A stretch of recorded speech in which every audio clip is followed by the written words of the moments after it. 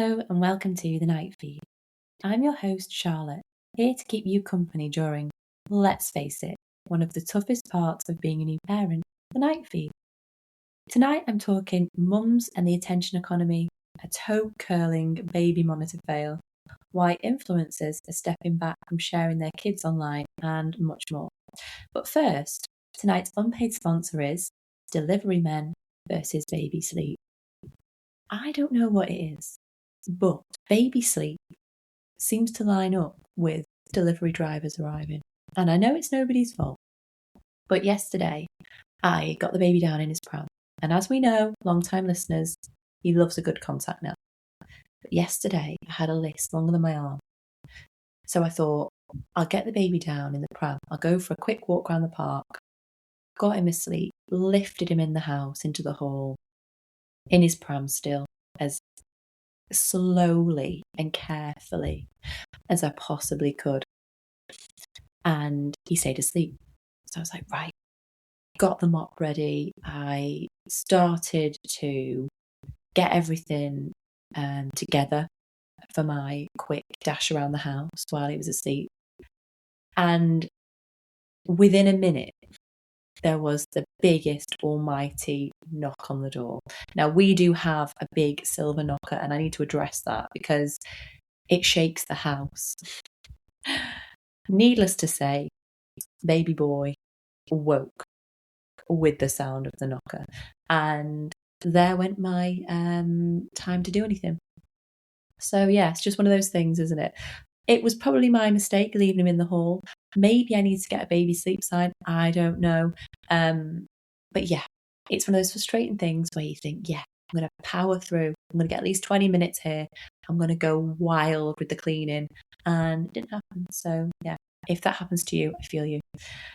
How are you? I hope whatever ungodly hour you're listening to this, that you're okay. I have an 11-month-old going through teething at the moment, so it is safe to say I look like I've aged about 15 years in the last few weeks. Gosh, lack of sleep when you've had a good spell of sleep really hits you hard, doesn't it? And talking about baby sleep, I saw something yesterday that really annoyed me, and I thought I'll have to share it. I was watching on YouTube a podcast, and it was just a random podcast. It was two influencers.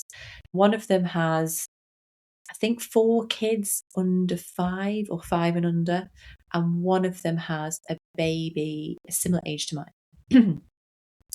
So the host with the 4 children was saying, how's your sleep? And at the time of recording, the other girl's baby was only 4 months. So she was like, well, I try and get him down at about 8. Then he wakes at about 1 for a feed. Then he wakes again at about 3 for a feed. And then he wakes for the day at around 6:30, 7. Which to me sounds completely normal. Not that there is a normal, but for a 4-month-old. And the host was like gobsmacked. She was like, oh my God, how are you doing that? How he doesn't sleep. He doesn't sleep through. Oh my God. And I'm like, it's 4 months. And it just made me really annoyed in that she's pushing a narrative here that babies at 4 months should sleep through, when we all know, if we've been through the 4-month regression, that is not the case. And I think for young girls particularly who are watching this, who maybe don't have children yet, it's going to spread the narrative that babies just sleep even at 4 months. When I think actually the sleep schedule that the guest described was pretty normal for a 4-month-old. You know, getting a good 4-hour stretch either side of the feeds to me is quite good. So yeah, it's something that niggles me when people discuss baby sleep like it's a big thing that needs to be fixed quick. And yeah, I just thought I'd share it because it just really ground my gears. Tonight, though, I wanted to talk about something I genuinely think is making modern motherhood harder than it's probably ever been before, and it's something we don't really discuss enough, and it's called the attention economy. Now, if you have a marketing background like me, you'll know a lot about the attention economy and how there are big billion-dollar brands vying for our attention every single day.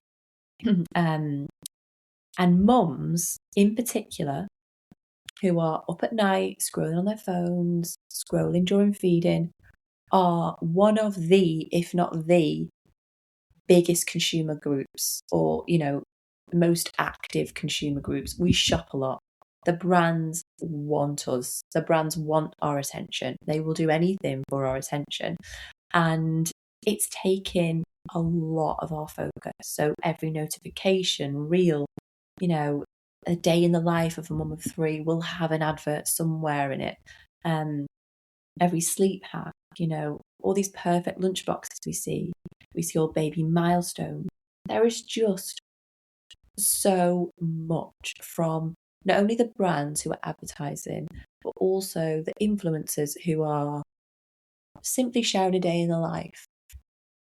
These vie for our attention, and they make us feel completely overstimulated with ideas and things we should be doing. And, the problem is motherhood already requires every ounce of your attention anyway.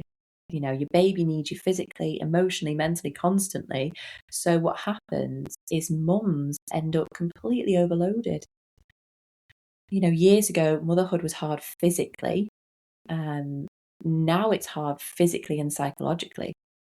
And I'm not saying that in the past women didn't suffer psychologically. Obviously, there has been psychological battles for mothers throughout the ages. But what I'm saying is now we have this little thing in our hands that overloads us. Thousands of opinions, constant comparison, bad news. Now, bad news sells news. So if you log onto a news website like I do, you'll be hit by a horrifying story. And that sticks with you. There's a horrifying story going around in the news at the moment in the UK about a baby. I'm not going to talk about it. I have seen bits of it and it is awful. And unfortunately, that is what the newspapers want to share all the time, and it's always in our periphery. I'm not saying that news shouldn't be shared. Of course it should. It's awful.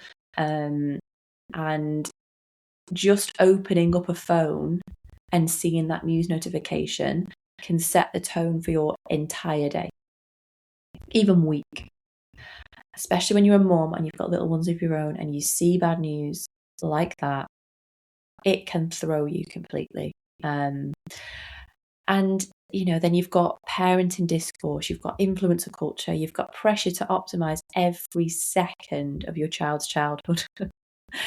And I think our nervous systems just don't get a break. When you finally sit down after a long day, instead of resting, you automatically pick up your phone. And suddenly one reels tells you that your baby should be sleeping better, or, another mum seems to have a spotless house, a happy relationship, homemade baby muffins, and a postpartum body transformation all by 4 months. It's like, whoa. And we don't need that. We don't need that. It's no wonder that we're feeling like we're failing sometimes, because I don't think motherhood was ever meant to happen under this level of observation and comparison. I honestly think one of the biggest hidden struggles for modern mums is overstimulation. Just noise, lack of sleep. They're not the only things we're coping with now. It's every angle. Mental overstimulation. We never mentally clock off. We never just sit being bored. And I have this week, I saw a girl posting about 90s mums, and she was saying how was that the last present generation? 90s mums, they didn't know what the houses looked like. They didn't know what a sleep schedule should be like. They didn't know what the latest brand new baby Montessori toy was that they should be buying. And she was saying how what a blissful time for mums, overstimulation wise, that must have been. We don't know. But I deleted all my social media apps, and I always talk about this, and you're probably bored of hearing me talk about this, but I did this week. I took my phone because I had them stored away in a little file and I would go on them now and then. But since Monday, I've deleted them, and I picked my phone up and I put it back down because I'm like, well, what are you going to go on? What are you actually going to go on? I go on a news website and depress myself. That's it. That's all I can go on. And I've kept YouTube, which I know is social media, but I don't have the compelling drive to pick that up and go on that, especially when I'm with the kids. You can't just sit and watch a YouTube video. So I have felt a lot more present for that. And I think some of the healing moments in motherhood are often the least performative ones, like a contact nap with no phone, a little walk with no podcast on, watching your baby laugh without filming it. And I don't share my children on social media. I don't at all, but I still want to pick my phone up and film when they do something funny so I can share it with my family or my friends, and I'm like, why? They don't need to see that phone in the face all the time when they're doing something. Like my baby boy stood for the first time last night. He went from a squat to standing, and I was just in the moment. I was like, oh my God, you're doing it. Rather than going, where's my phone? I need to film this, So it's just a reminder that you're allowed to disconnect. You're allowed to ignore the noise. You are allowed to mother your baby without performing for the internet. And maybe for a few minutes after this episode, put your phone down, open a window, have a stretch, just look at your baby and look at yourself, and come back to being present, because you were never meant to compete with an algorithm. But if you have any tips on this, if you have adopted a slow pace of motherhood, please drop me an email, thenightbeatpodcast@gmail.com, and I will share your tips and tricks and what you do instead, because I think it's something a lot of us are thinking about now. I know when I talk to friends, they're very conscious of this. So keep your emails coming in and let me know if this is something you've approached. On to the emails tonight. So first one says, you inspired me to buy a skipping rope. Charlotte, I've listened to the podcast for about 6 months now. Really saw me through those newborn trenches. I loved your episode a few weeks ago on maternal self-image, and it's something I'm really struggling with. Last week, I heard your self-care tip about skipping, and it was the first time I've just thought, heck yeah, I'm going to try that.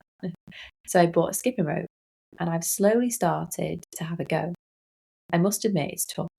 I'm just doing short increments, and my coordination is all over the place. But I love it. I've been listening to music and just seeing what I can do in 10 minutes, and it really does make me feel better. Have you managed to keep on going? Thanks for the inspiration, Claire. Thanks for emailing, Claire. I love inspiring people, and I love being held accountable. Really glad that you were motivated to pick up a skipping rope. I have kept going. So when I recorded the podcast last week, I think I'd done 2 nights on the trot of skipping. I then did another 2, I think Thursday and Friday. So I did 4 nights where I did skipping for 10 minutes each. And then this week I did it once last night, which was Tuesday, and it was raining. Now, a year ago, if you'd have asked me to go out for a run in the rain, I'd have been like, what are you on about? I'm not doing that. But last night, I was like, no, this is making me feel good. Like this listener, Claire, it makes you feel good. It releases them endorphins. Even if it's just 10 minutes, put thumping music on and a skip. And like you, Claire, it's made me feel good. And it's not like a HIIT workout. You have to get all the dumbbells out for you. You have to roll your mat out. You have to put your telly on. Even though that is low effort in terms of getting ready, you don't have to drive to a gym. You still have to think about what HIIT class you're going to watch, what weights maybe you're going to use. Whereas it's just a skipping rope. Go outside, do a little warm up, skip, and then I warm down. I do like 10 squats and 10 push-ups. And when I say push-ups, I mean like millimeters. But it's just making me feel good, and I'm really glad it's having that effect on you as well. Even if it's not to, lose weight or change your image, even if it's just to make you feel bloody good and have a 10-minute decompress after a busy day, then it's working, isn't it? So yes, I have been keeping up with it, and I hope to keep up with it because it is having a positive effect on me, and I'm glad it's having a positive effect on you too. Next email says, baby monitor fail, warning to listeners. Hi, Charlotte. Please feel free to share this as a cautionary tale for all the sleep-deprived listeners.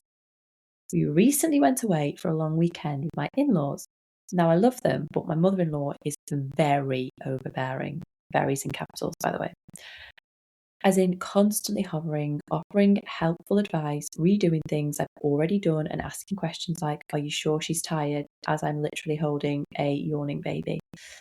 Friday 2, I was hanging on by a thread. That evening, we finally got the baby down and we were sat around having a drink. The baby stirred, so my husband insisted he'd go and settle her. After 5 minutes, I could hear on the baby monitor that he was getting nowhere, and I knew the baby just wanted the boob.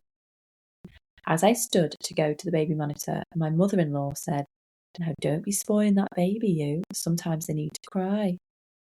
Well, Charlotte, I felt the rage boil through my body.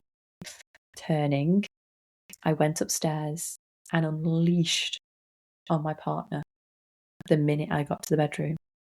I announced I couldn't take it anymore and that her comments and constant correcting were tipping me over the edge. My husband was trying to calm me down, but also agreeing and saying he would have a word. Well, we didn't need to have a word. As we got downstairs, I felt my soul leave my body. There they were, in silence, near the monitor. Oh my God. There was nowhere to go. No recovery, no pretending, no escape, just full, exposed, unfiltered rant broadcast live through a baby monitor. Turns out my father-in-law has a great sense of humour and actually told my mother-in-law that she does need to rein it in. Oh my God. We had an awkward at first, but then quite cathartic chat, and she agreed she was being too full on. Wow, what a result. Hell's bells, that could have gone the other way, couldn't it? Thank God it could have gone the other way. There you go. It could have gone the other way, but I thought I'd share it as it's a mistake I wouldn't want anyone else to make. Love the pod. Please keep me anonymous. Wow. Oh my God. I would feel my soul leave my body as well. That is something, isn't it? That could be very easily done, particularly when you're away in an unfamiliar environment. You put the baby monitor in the baby's room and you naturally just have the monitor with you. It's on the table, you're drinking a glass of wine. Wow. If someone is really infuriating you as well, you can see how you would just unleash, especially when you're postpartum and you're tired and you need to feed your baby and someone's telling you not to spoil them. Oh my God. I feel for you. And I'm really glad that it went that way and not the other way. It sounds like it was a situation that was rescued. And maybe as hurtful as it might have been to hear, maybe your mother-in-law needed to take a step back and take on board how you're feeling. So thank you for that. I will keep you anonymous, of course, and thank you for warning the listeners that that is a very real situation that could happen to you. Next tonight is what's trending. So for this week's segment, there's a really interesting shift happening in the motherhood space right now. Oh, 1 second. Okay, we're good. A lot of parenting influencers, even quite big ones, are noticeably starting to pull back from sharing their kids online. I've seen this with a few people that I follow, and people are saying how much they are reducing their kids, the lives that they show. Because there were people that were showing everything. I remember someone showing their kid's broken arm, a picture of it, thinking that is too much. And there's wider conversation building around something called sharing fatigue or sharenting fatigue. Basically, mums are tired. They're tired of documenting everything. They're tired of feeling that every moment needs to be posted and wondering what's safe to share. And they're tired of this low-level pressure to sort of perform motherhood online. Now, I know some influencers have chosen the path of being a mumfluencer, and therefore they're careers are based around their family lives and their kids. Others, however, who aren't solely parenting influencers, I've noticed have stepped away from sharing their kids. They cover the kids' faces. And I think, there's always been this narrative of sharing, particularly for our generation.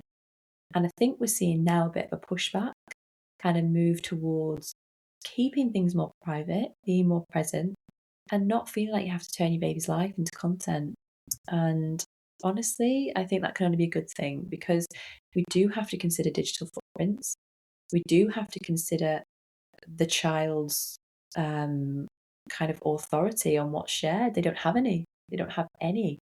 And I've always said this: what happens when a 16-year-old realizes that since being born, they've been documented? Is that going to spark a uncomfortable debate, an uncomfortable discussion? So I've always just took the narrative of no sharing, really. And that's what I'm comfortable with. But it's interesting to see even those that are making a career out of social media are pulling back on it. Because I think motherhood's intense enough without feeling that life's being watched, compared, or judged. And we are also seeing things around safety of posting our children now, which is like the darker side of the internet. And it's all we want to do is protect our kids. So I'd love to hear your thoughts on this, because I think it is still quite a debate. I know there are some in the camp of, well, I like sharing online, I like documenting my life, I've already done it, it's what I choose to do. But then there are others that are like, absolutely not, no way. So I'd love to maybe do a special episode on this. If you're interested, drop me an email, thenightfeedpodcast@gmail.com. Tonight's self-care tip is to close your tabs. And what I mean by that is, if your brain feels busy tonight, imagine it like loads and loads of tabs open on a laptop, and all you need to do is close a few. Not forever, but just for now, because you don't need to carry everything at once. I think as mums, we think we've got to do this tomorrow, we've got to do that, and then that needs doing, and it can keep you awake for longer when you're feeding. And what I've tried to do is to condense my to-do list. If I don't get to change all the beds today and I just do one bed today, then that's a win. If I don't get to mop the floor today, but I get to hoover it, that's a win. If I don't get to do 2 wash loads, but 1 wash load today, that's a win. If I decide that I'm going to put my feet on rest today, that's a win. So just remember that mums have brains that are kind of constantly in overdrive, like all the things we've discussed tonight about the attention economy that we're vying with, and everything we have going on. It's important to kind of quell it a little bit, because a lot of the things, well, I particularly can sometimes stress about, can be sorted, they can be organised. I know we all have bigger stresses in life, and that's something that we have to deal with. But the everyday kind of mental load, it's okay, isn't it, if we miss a wash load, or even if we miss an appointment. We don't want to miss appointments, but it's not gonna be the end of the world.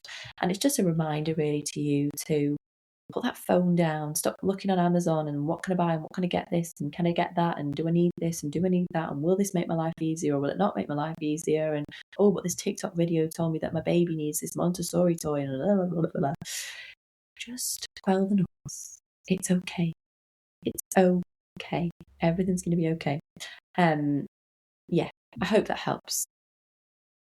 Thanks for listening tonight, as always. Thanks for being here. Please keep your emails coming in with your tips, your stories, your hacks, your tricks. I always reply, even if I don't necessarily read them all out on the podcast. I always have lovely conversations with whoever writes in.